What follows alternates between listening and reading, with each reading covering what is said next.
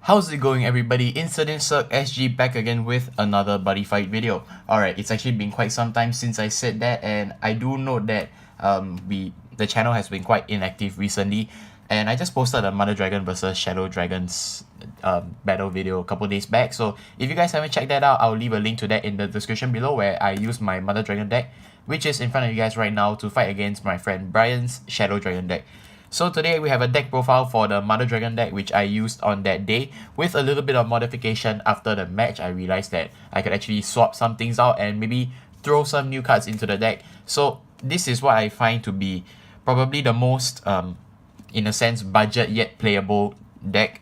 But there are some cards that are rather pricey in here, so maybe you can replace that with something. I'll probably give a few suggestions later on after I get through the deck review. But of course, this is for Dungeon World, and Mother Dragon is a new archetype that comes out for Dungeon Enemy from the newest booster set, Rainbow Striker. So, of course, to start things off, we have 4 copies of our buddy, Guardian Dragon of Nativity, Mother Dragon. So, being a size 3, right, it has some rather tanky stats at 828. But the thing is, we get bigger monsters such as Gear God now, which is quite literally 10 times of Mother Dragon size. But still, Mother Dragon itself is a pretty cool card. So, a core cost of putting the top 2 cards of the deck into the card soul and paying 2 gauge. All the monsters with Monster Egg in their card names on your left and right cannot be destroyed. So this means that it's the same as stars actually. So what it does is, even if your opponent uses effects to destroy, such as Dragonic Flame or something like that, they cannot be destroyed. Or they use another monster to attack it, it cannot be destroyed. So Mother Dragon gives practically immunity to your left and right Monster Eggs. But the only sad thing is they can be returned to the deck or returned to the hand. So that's one thing that the Mother Dragon can't protect their eggs with. So at the end of each player's turn, you may call a monster with Monster Egg in its card name from your hand or drop zone by paying its call cost. So most of the time, I will actually call it from the drop zone if it's possible, because I mean, your drop zone is there to be used. So just use it as much as you can and try to conserve hand cards. That's one of the things I learned while playing this deck, as I modded it since the very start. And it doesn't have double attack, but it does have Penetrate, Soul Guard, and a lifelink of 2. So that's 4 copies of our buddy Mother Dragon right there. Then we have an alternate form of Mother Dragon, but this is slightly weaker version at 727. However, to compensate that, we have a double attack and another skill that will reduce the gauge cost of anything you call from the other than from hand by 3. So this means that you can reduce the call cost of let's say Monster Egg by 1 if you call it from drop zone using the original Mother Dragon skill. How you get 2 of these on the field, I will get to that later on. And also, if you call anything from the deck, right, through Monster Egg's effect, which I'll get to that later on as well, you can reduce the gauge cost by 3. So the fact that I only run 2 calls for something that it's actually not as great as you think it is, but it's still something and still worth putting into the deck. So I have 2 copies of this Gold Laying Dragon, Mother Dragon. So that's 2 copies of her. Then we have 2 copies of Overturn Ice Emperor Mysteria. So a core cost of putting 1 spell from a drop zone into the soul and paying 2 gauge. It's a 826 size 3 monster, a dual world card with Legend World. And yep, it has the Overturn ability, which allows you to pay 2 gauge during your main phase. Nullify all abilities of cards on your field. Note that this is an errata. I hope this is an errata, because the original effect is supposed to return everything else but Mysteria. So Mysteria should be the only card left on the field, and everything else should fly back into the deck. It has double attack, Soul Guard, and a lifelink of 2. Note that this Overturn is rather special because you don't forcefully destroy or whatever, you return them to the deck. So it's basically a board clear, or rather board reset. So this card is rather fun to play with, in my opinion, which is the true spirit of any dungeon mode deck out there. You actually have fun while playing the deck. Alright, so moving on to the next size 3 of the deck, we have some Chaos monsters in here. Chaos Author Client. So this card is super amazing. It came out in the Dual Chest, Buddyfight X Dual Chest set, and it has a 526 stat with no call cost, but it has the most amazing ability, Heavy Query 8. So this being a name skill, right, you can't really spam it every turn, so it's like, oh, one shot button, and yeah. You get to return 2 monsters or a spell from a drop zone to the bottom of the deck in any order you would like. If you do, charge 1, gauge, gain a life, and draw a card. So you get to return more Orzer Clients to like sort of cycle with Monster Egg and return spells like Bonus Quest, Reset Button, Divine Protection or Shell Stunner, and more spells in the deck. I mean, this card just gets you so much advantage. Just this one card, man. Amazing card. Alright, moving on, we have 2 Ghoul Deity Demon Lord Ibuki. So this came out in Level Up Adventurers versus Heroes. It's a size 3 with a call cost of 1 gauge at 726. When this card enters the field by a card effect, destroy a monster on your opponent's field. If you do destroy the card, you destroy a card from your opponent's gauge and you deal 1 damage to your opponent. So this gets you effect damage, destruction, and you get to stop your opponent in their tracks with their gauge control. So this is ambush as well, so that's mainly for the Oni Assassins part. But it's a dual world, of course, so you can run this in any Oni Assassin deck you would like. The fact that this card gets you so much more fun things to do.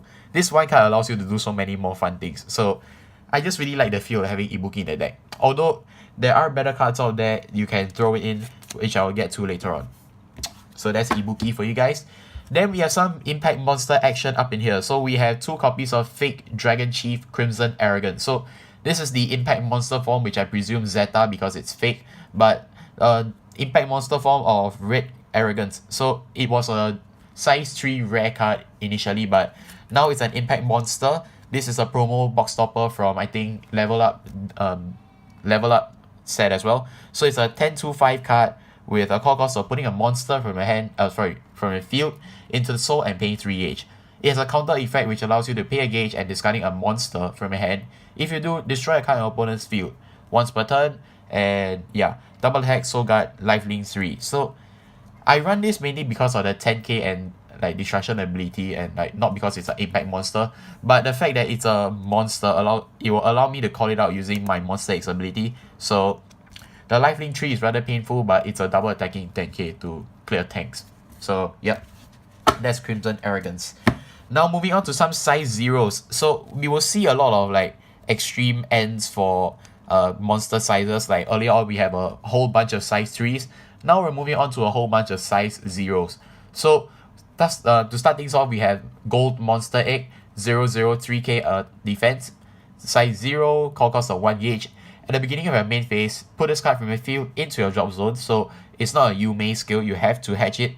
If you do, look at the top 6 cards of your deck, call up to 1 size 3 or less monster from among them by paying its call cost. So afterwards you shuffle the deck and it becomes a size 0 until it leaves the field. So this card will allow you to fetch out, with the effect like transforming anything into a size 0, you get to fetch out so many things. Like example, earlier on I was mentioning about how you can call out this gold laying dragon, mother dragon out, or even Crimson Arrogant, Ibuki for the bombing effect, Orzer Clients for more advantage gaining, Mysteria for just simply the double attack or overturn if you want, and obviously if you want another mother dragon for some penetrating damage.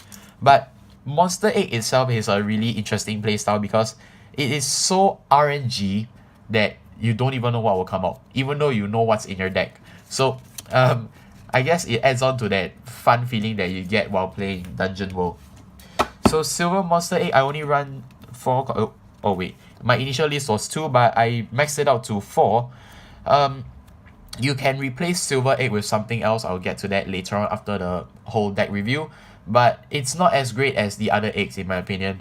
Again, with the same set of 003, instead of looking at the top 6 like Gold Monster Egg, you only look at the top 3 to call a size 3 or less, and again becomes 0 until it leaves the field. So yeah, it's essentially the same thing as Gold Egg. Now moving on to normal Monster Egg, the cutest egg of all. At the beginning of our main phase, put this card into the drop zone, look at the top 6 cards of your deck, but only get to call up to 1 size 1 or less. And you get to put the rest of the cards to the bottom of the deck in any order. So this is rather annoying to use sometimes, because most of the time I see myself stuck in situations where I have either a bunch of size 3s or I can only call out another Monster Egg, which is why I added this card into the deck, Thunderblade Joker. So this card will allow me to pump up my center monster critical by 1, and the fact that it's a size 0 just makes it viable for me to call it out using Monster Egg. So that's Monster Egg and Thunderblade Joker, 2 birds with 1 stone. 2 copies of Thunderblade Joker is all you really need. Alright, so moving on to some spells. We have 4 copies of the most ancient Guardian card for Dungeon Mode, Divine Protection or Shell Sana. A cast cost of 1 gauge, you may only cast this card during an attack on your opponent's turn. Counter, nullify the attack, and you gain a life. So, simple as that. It's basically Green Dragon Shield without the center empty cost and having to pay a gauge. Now we have 4 copies of Raised Castle Town, so a rather dark card, but it's a chaos card. You may only cast this card if you have 2 or more monsters on your field. Counter, rest a monster on your opponent's field. So you might be wondering why I run this card instead of maybe Quintessence of Cassiad. So having like virtually no cast cost apart from having 2 monsters on your field, it's kind of a small combo piece with our buddy monster Mother Dragon. So Mother Dragon itself is a monster and you get to recruit out another monster egg at the end of either player's turn. So that already fulfills the requirement for a Raised Castle Town. And you get to rest a monster on your opponent's field. So I'll get to this card later on so you guys can understand why like the center fortifying is that important for this deck. But Raised Castle Town is a card that I will max out in any center based deck. So that's Raised Castle Town for you guys. And now we have set spells. So we have 4 copies of Mother Dragon Return. It's a set spell, of course, with no cast cost. When this card is set, meaning the time you play it, you can search your deck for 1 monster with Mother Dragon in its card name and call it by paying its call cost, then shuffle your deck. So this is like the main engine of the deck in a sense that other than calling out Mother Dragon, all monsters in your center gets defense plus 3000 for every monster with monster in its card name on your field. So having this 1 card on your field alone, right? Assuming you have Mother Dragon in your center and 2 monster eggs at the side, your Mother Dragon can be beefed up to 14,000 defense. And this card can be stacked. So if you have all 4 of it set on your field and you have 2 monster eggs, right? That's an extra 6, 12, 18, 24 quick maths. 24 plus the base 8,000 defense, having a whopping 32,000 defense. So this is why I say center-based decks can always run 4 copies of Raised Castle Town, because you get to rest a bonus monster which will potentially lead your opponent to ending their turn because not enough power to overcome the 32k defense that Mother Dragon can potentially have. So that's 4 copies of Mother Dragon Returns for you guys. Probably one of my favorite cards out there in Buddyfight right now. Next, we're moving on to some generic cards. We have 3 copies of Sharpness Field. So it's another set spell, but I mainly play this to prevent like cards like prevent decks like Magic World from bouncing my monster eggs. So all monsters on you and your opponent's field get power plus 1000. So the typically 0k monster egg, right, will have 1000 attack, which can swing for, let's say, Shadow Dragons or even flipping Oni Assassin cards because of their low defense. But note that this powers up your opponent as well, so you might want to look at the situation and decide whether you want to run Sharpness Field or not. So yep, there's 3 copies of Sharpness Field for you guys. Typically, I'll just have like 1 or 2 on the field, and the third one is just there for me to up my chances of drawing it. But yeah. Anyway, moving on to some utility spells, we have 3 copies of Bonus Quest. This is definitely the most expensive card in the entire deck. I believe that 3 copies of this is probably more expensive than the entire deck itself already. But still, Bonus Quest, a cast cost of discarding a size 2 or greater monster from your hand, meaning 2, 3, or 4 if you have Azitahaka somehow. Put the top 2 cards of your deck into a gauge, you gain a life, and you get to draw 2 cards. So Bonus Quest once per turn. The fact that you get to have so much advantage just from 1 card, right, is simply amazing. And note that we run so many size trees that sometimes it's redundant to have that many on your hand, especially cards like Ibuki when you call them out by effect, where you only have effect by calling out them out by effect. I have no idea what I'm saying, but yeah, you get the gist of the card. Next, we have probably my favorite spell in Dungeon World, Dangerous Fields. So it has a rather long effect, but you basically look at the top 2 cards of the deck, select one of them, reveal it to your opponent, then shuffle down, and your opponent chooses one. If the correct card is chosen, both of them go to your hand. If your opponent chooses the wrong card, both of them go to the gauge. So it's like a mini game in Dungeon World while playing Buddyfight, which is kind of amazing in its own concept. So that's 3 copies of Dangerous Fields. Then we have the last card of the deck, our Gauger, 3 copies of Reset Button. So if you may only cast this card if there's like 1 or more cards in your gauge, but you get to return the gauge into your deck, shuffle your deck, and charge 4 gauge. So one of the things I really like to do is like starting out with 2 gauge, I charge and draw, I have 3. I call a Mother Dragon, I have the 1 gauge, I'll just cast reset button and get me 4 sexy gauges. So that's pretty much it for the deck review, guys. Now moving on to some cards that you can most definitely play. Earlier on I was at a tournament in Rowell and I borrowed some cards from my friend to try on the deck. I find that Sophia works really well in this deck because Sophia allows you to fetch out a set spell, which is Mother Dragon Returns or Sharpness Steel if needed, and it basically makes the entire deck so much better. Just this one card, although it's a very hard to find and expensive card right now, it's definitely one of the cards that you can consider running if you want to main Mother Dragon, which I am planning to.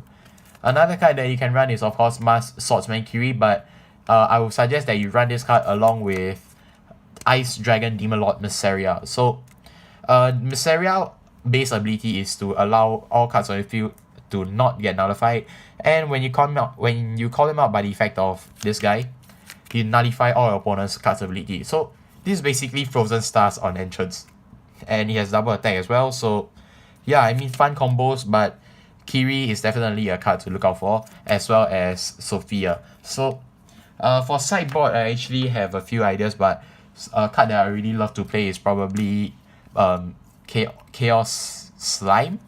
So it kind of stops only assassins in their track, but if you have the Chaos Slime in your center, it kind of sucks. So if you guys do not have bonus quests, you can most definitely run this card over here, Golden Treasure Box. Although it's like a weaker version of it, considering that you don't really get a lot of gauge. But we are a size 3 base deck, so you get to potentially draw 3 cards. But if you're really unlucky, which is like me all the time, you somehow mill a monster egg and just suck down and cry. So if you mill something else other than a monster, you can charge and draw. So this card actually gets you some advantage, but bonus quest is definitely better.